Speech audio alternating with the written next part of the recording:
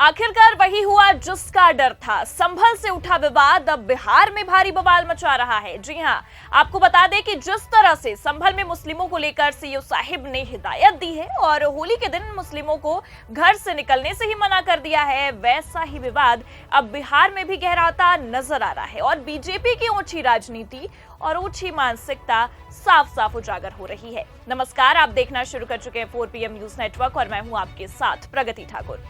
उत्तर प्रदेश से निकली ये आंधी बिहार में जाते ही एक तूफान का रूप ले चुकी है और साफ शब्दों में कहे तो इस आंधी ने एनडीए में ही दो फाड़ करके रख दी है, जिसे लेकर बवाल थमने का नाम नहीं ले रहा है और इस बवाल ने बेचारे नीतीश कुमार की हालत खराब करके रख दी है और एक बार फिर बीजेपी की गलती का हर्जाना चाचा जी को भुगतना पड़ रहा है। तो फिलहाल कैसे उत्तर प्रदेश के बाद अब बिहार में भी मुसलमानों को घर में नमाज पढ़ने पर बवाल थमने का नाम नहीं ले रहा है, आपको बताएंगे। और क्यों इस विवाद ने बिहार एनडीए में ही दो फाड़ करके रख दी है, उस पर भी आएंगे। लेकिन उससे पहले आप एक छोटा सा बयान है, ध्यान से सुनिए। रंगों का उत्सव है, उमंगों का उत्सव है।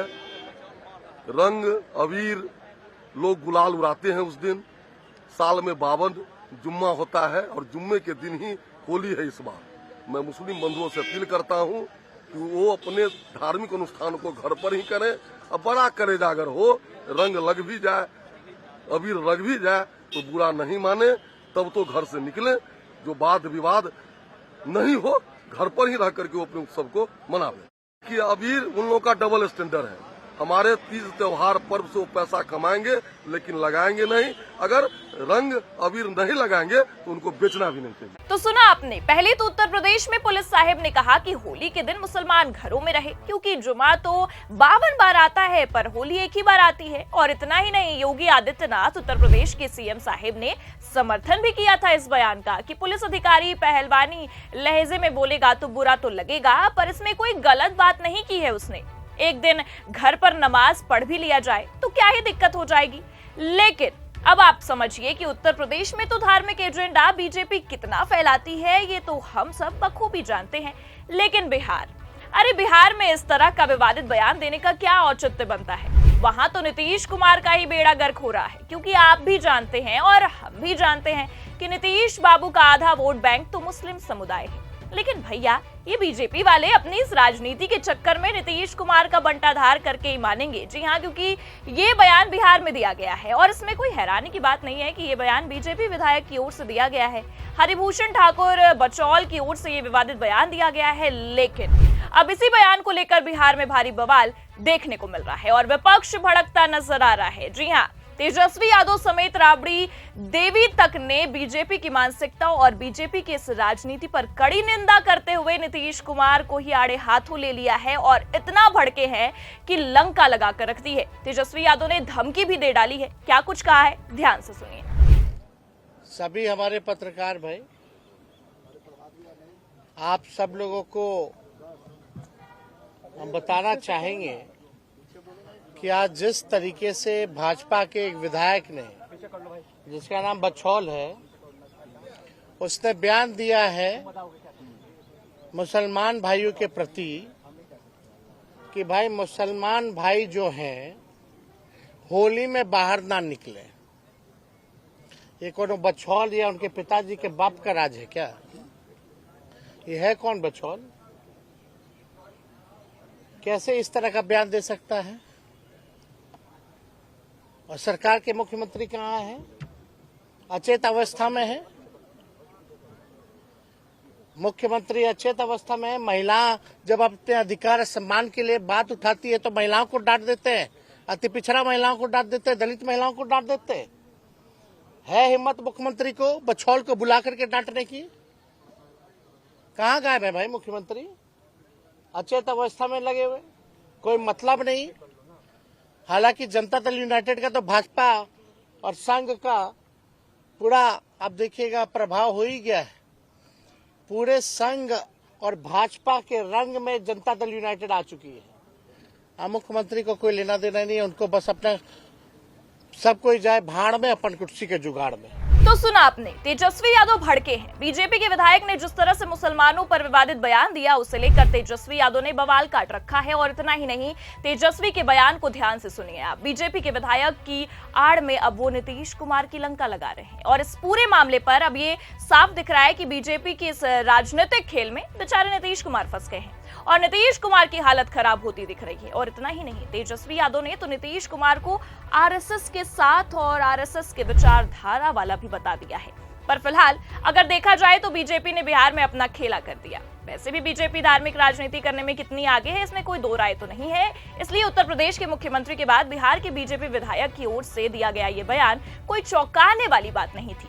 लेकिन अब आपको बता दें कि सबसे ज्यादा चौंकाने वाली बात तो ये है कि बीजेपी ने जो चाल चली नीतीश कुमार के खिलाफ, उसकी भनक नीतीश बाबू को नहीं लगी। क्योंकि अब आपको बता दें कि बीजेपी विधायक के इस बयान के बाद से नीतीश कुमार चौतरफा घिर गए हैं। पहले ही वक्फ बिल को लेकर नीतीश कुमार का मुस्लिम वोट बैंक छटक चुका है और अब जब मुस्लिमों को घर में बैठकर नमाज पढ़ने की नसीहत और हिदायत दी जा रही है तो मामला कितना पेचीदा हो सकता है और नीतीश कुमार की हालत कितनी खराब हो सकती है, इसका अंदाजा अभी से ही लगाया जा सकता है। फिलहाल आपको बता दें कि उत्तर प्रदेश के बाद जैसे ही ये बवाल बिहार में पहुंचा, मामला और भी खतरनाक हो गया। विपक्ष ने तो सत्ता में बैठी सरकार को आड़े हाथों ले लिया। पहले तो जैसा कि आपने तेजस्वी यादव का बयान सुना, तेजस्वी ने नीतीश कुमार को ही बिहार में घेर लिया और इस राजनीति का दोषी ठहरा दिया। तो वहीं दूसरी ओर राबड़ी देवी ने भी कहीं का नहीं छोड़ा। उन्होंने भी जमकर लंका लगाई है और नीतीश कुमार के साथ साथ बिहार बीजेपी और कह सकते हैं कि केंद्रीय बीजेपी जो मोदी सरकार है उसकी भी लंका लगा कर रख दी है। पहले आप राबड़ी देवी का बयान सुनिए, फिर इस मामले पर और चर्चा करते हैं। कर्म देता है, सरकारहीन है, इस तरह का जवाब जो लोग बोलते हैं, जबान चलाते हैं, नहीं चलाना चाहिए। देश और दुनिया देखता है वो लोग को। कहीं देश में ऐसा नहीं है, कहीं देश में दुनिया में नहीं है इस तरह। हिंदू का खुला छोड़ेंगे, हम मुसलमान के बंद करेंगे? कैसे बंद करेंगे जी? काहे बंद करेंगे? क्या बिगाड़ा है? तो सुना आपने, राबड़ी देवी ने तो साफ साफ बीजेपी वालों को संस्कारहीन ही बता दिया है और कह दिया है कि ये संस्कारहीन लोग हैं। ये सरासर गलत है दो तरह की मानसिकता रखना और समाज में इस तरह के दंगे फसाद की राजनीति को फैलाना, इन सबको गलत ठहरा दिया है राबड़ी देवी ने। लेकिन भाजपाइयों को इससे क्या ही फर्क पड़ेगा?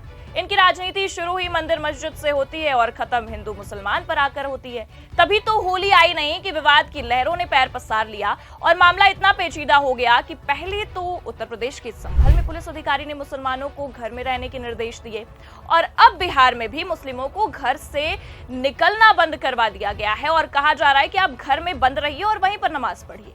लेकिन बीजेपी की इस तैयारी पर विपक्ष काफी आग बबूला है। विपक्ष का यह साफ कहना है कि इस तरह की राजनीति बिहार में नहीं चलेगी। उत्तर प्रदेश में चलाकर देख लो, लेकिन बिहार में अगर इस तरह की राजनीति चलाओगे तो भगा दिए जाओगे। तेजस्वी यादव ने तो पूरी कमान ही संभाल ली है। सुनिए आगे क्या कुछ कह रहे हैं। बछौल समझ लो तुम, यहाँ एक मुसलमान भाइयों की रक्षा 5-5, 6-6 हिंदू करेंगे। और यही नहीं, तुम जैसे तुम्हारे बाप तो गरिया जैसे बहुत लोग आए, सब लोगों को बिहार ने निपटा दिया। तुम जो चाहते हो दंगा फसाद कराना, भले ही हमारी सत्ता रहे या ना रहे, जब तक हमारी पार्टी और हमारे लालू जी के विचारधारा को मानने वाले लोग हैं, देश के संविधान को मानने वाले लोग हैं, तब तक जो है इनके एजेंडा को हम लोग कामयाब होने नहीं देंगे। तो देखा ये विवाद कितना गहराता नजर आ रहा है बिहार में। तेजस्वी यादव ने साफ कह दिया है कि सत्ता में हो हम चाहे विपक्ष में बैठे हो, हम कभी भी इस तरह के एजेंडे को बिहार में तो नहीं उठाने देंगे और इस तरह की राजनीति बिहार में तो नहीं चलने देंगे और मुस्लिमों के साथ इस तरह का व्यवहार नहीं होने देंगे। और अगर तुम एक मुस्लिम को ठेस पहुंचाओगे तो 4 हिंदू भाई उसके लिए खड़े रहेंगे।